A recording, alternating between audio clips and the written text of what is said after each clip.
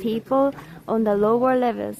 These carvings of people portray political ideas and wisdom, as well as praising the achievements of Lord Tokugawa Ieyasu in creating an era of peace and prosperity in Japan.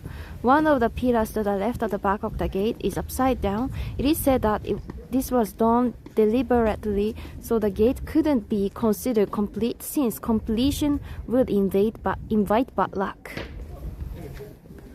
高さ11メートル、間口7メートル、奥行き4.4メートルの楼門、508体の彫刻で覆われており、いつまで見ていても飽きないところから日暮らしの門と呼ばれる。屋根の上には鬼瓦、軒下には、御水王天皇の御神筆を、なんとかった。読めないです。すいません。